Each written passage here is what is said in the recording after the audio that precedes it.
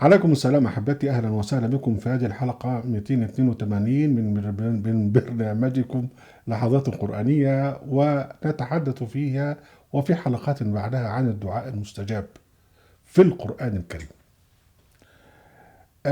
كلنا يدعو الله سبحانه وتعالى، وقد قلنا في حلقة سابقة أن الدعاء لابد أن يكون مقترنا بالتضرع من حيث القلب وبخفوت الصوت. القرآن الكريم ذكر كثيرا في القصص القرآني كثيرا من الأدعية المستجابة لبعض الأنبياء، وسنتعرض لها بالتفصيل. نبدأ هذه الحلقة من الدعاء المستجاب بدعوة زكريا عليه السلام.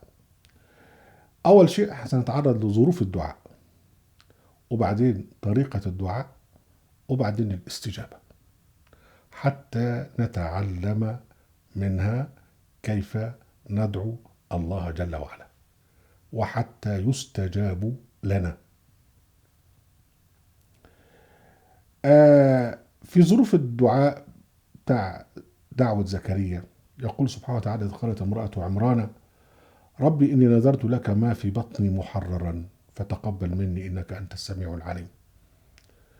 امرأة عمران كانت حامل، ودعت إن ربنا يتقبل المولود بتاعها، فلما وضعتها قالت: ربي إني وضعتها أنثى والله أعلم بما وضعت وليس الذكر كالأنثى وإني سميتها مريم وإني أعيذها بك وذريتها من الشيطان الرجيم.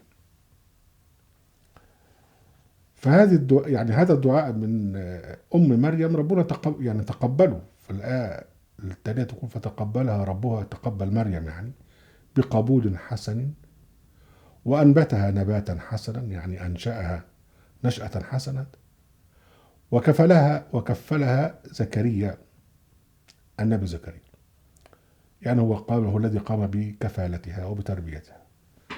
كلما دخل عليها زكريا المحراب وجد عندها رزقا، كانت طفلة صغيرة يعني. كلما دخل عليها زكريا المحراب وجد عندها رزقا قال: يا مريم أن لك هذا؟ قالت: هو من عند الله إن الله يرزق من يشاء بغير حساب. هنا بقى الظروف التي جعلت زكريا يدعو ربه. أعجب بالطفلة مريم، وكان شيخا كبيرا في السن، طاعنا في السن، وكانت زوجته عاقرة، فتمنى أن يكون له ولد.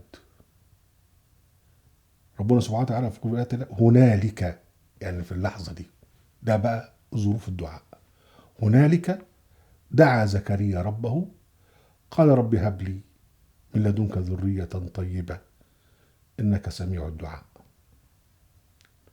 فعلى طول جاءت الاستجابة، فنادته الملائكة وهو قائم يصلي في المحراب: إن الله يبشرك بيحيى مصدقا بكلمة من الله وسيدا وحصورا ونبيا من الصالحين. في سورة مريم جاءت طريقة الدعاء وجاءت بتفصيل أكثر. الآيات السابقة كانت في سورة آل عمران. في سورة مريم تبدأ سورة مريم: كافها يا عين صاد ذكر رحمة ربك عبده زكريا. شو بقى كلمة ذكر؟ يعني تذكر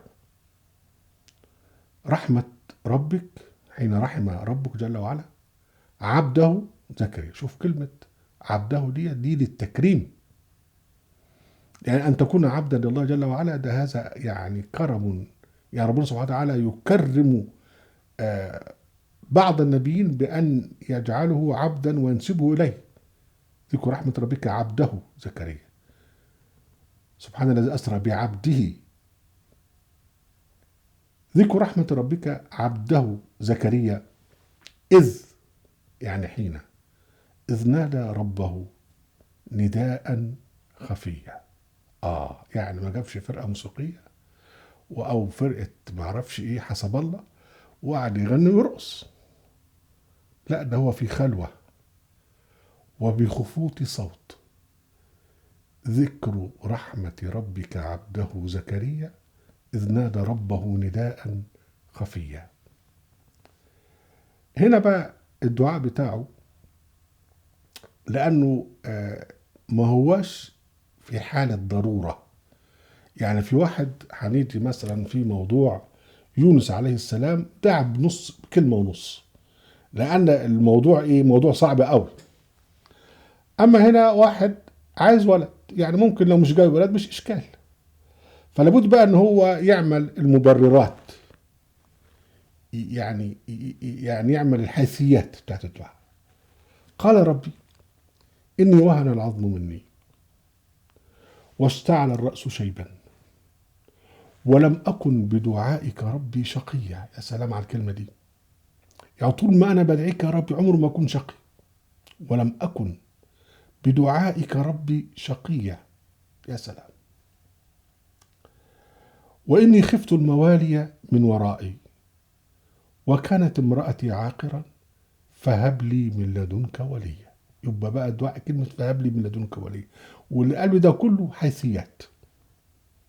حيثيات بالاستضعاف، بالضعف وبالتضرع وبالخشوع وبال أن يذل نفسه أمام الله جل وعلا، وليس في هذه العزة. يعني حين تذل نفسك أمام الله هنا تكون عزتك، أنك بتذل نفسك أمام الخالق جل وعلا، مش أدم واحد زيك. وإني خفت الموالي من ورائي وكانت امرأتي عاقرا فهب لي من لدنك وليا يرثني ويرث من آل يعقوب واجعله ربي رضيا. جاءت الاستجابة: يا زكريا إنا نبشرك بغلام اسمه يحيى لم نجعل له من قبل سميا. هنا بقى يعني العبرة والاستفادة من ذكر رحمة ربك جل وعلا عبده زكريا، أنه دعا ربه نداء خفيا، وأنه توسل بربه جل وعلا، ويعني تضرع له وبخفوت صوت فاستجاب الله له دعاء. الدعاء من العبادات الأساس في الإسلام الكريم، ومأمور به. وقال ربكم ادعوني أستجب لكم، ولكن الاستجابة تكون حين تدعو ربك وفق ما أمر، مش تحوله إلى استهزاء وإلى سخرية. أهلا بكم أحبتي في برنامجكم لحظات قرآنية، وفي قناة أهل القرآن وفي موقع أهل القرآن. لا تنسوا المشاركة بشير ولايك، ولا تنسوا الدخول على موقع كتب أحمد صبحي منصور. وعليكم السلام.